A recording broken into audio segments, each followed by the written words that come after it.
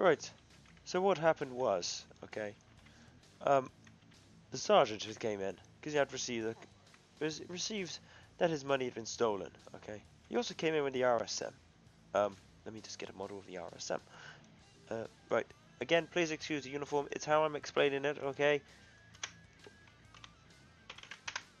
Okay. We had the RSM with us, with him as well. Okay. So they came in. Okay. And they said stand by the bed. So we stand by the beds. Please excuse it. I've just literally, one of them just failed. I'm just gonna set it up in the way I'm. Right. So two Muppets are here. Okay. This bit they didn't actually do anything wrong.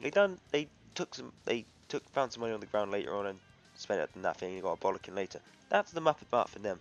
This person, alright, I'll explain what happened to him. Okay.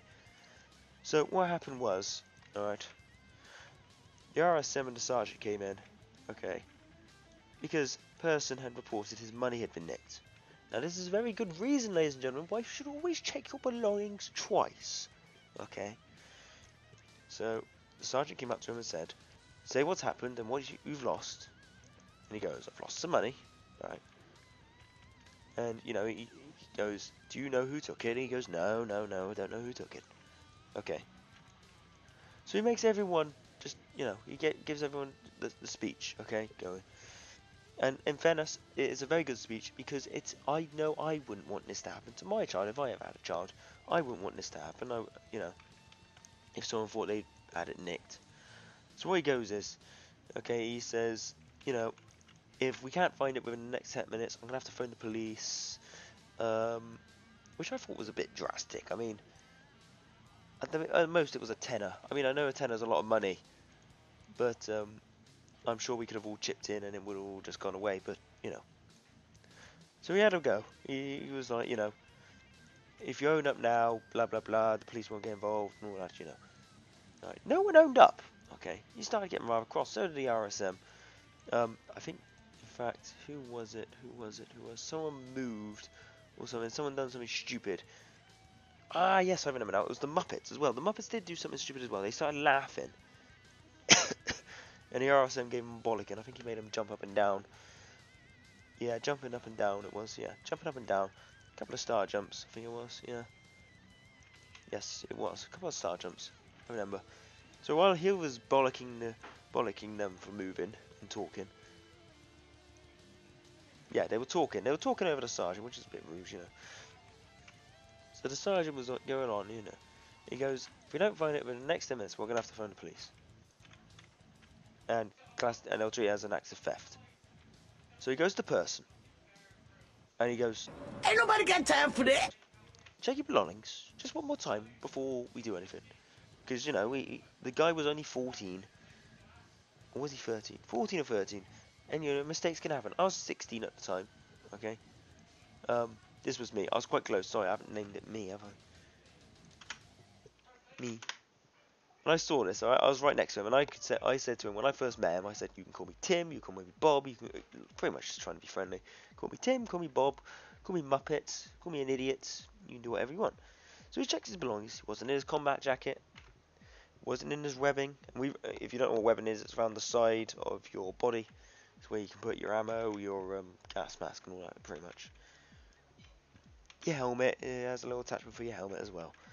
He checks it, it wasn't there. Wasn't under his bed.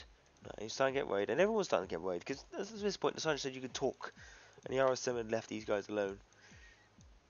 And you know, you can talk for 5 minutes while you find it. And then we heard a shout. The sergeant wasn't cross. He goes, "Ladies and gentlemen, boys, this is why you should always check your stuff." And he makes the person hold up the tenner, and everyone just started laughing, and it's just like, oh, thank God for that. There was a sigh of relief because, like, everyone probably, like, yeah. It was just like, ah, you could feel the atmosphere just drop for a minute. Just like, oh, thank God the police aren't coming for anything. No one's been stupid enough. Alright? And everyone was just like, ah, thank God for that. Alright. So, let me tell you two of the funny things I thought goes on at camp. Alright? So this is the layout of the billet. Alright?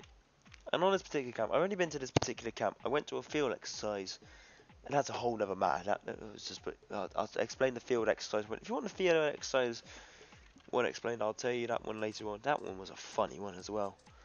That one was funny. The field exercise was quite funny. But let me explain.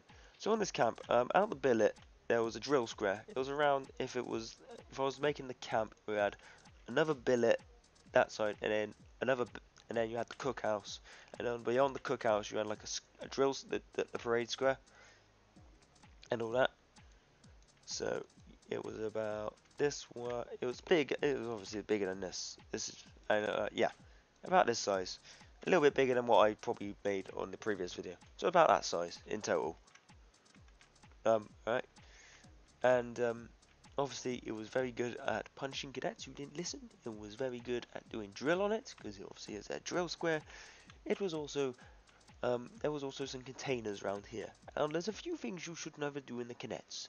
You're not allowed to smoke in the uniform, in the containers, alright?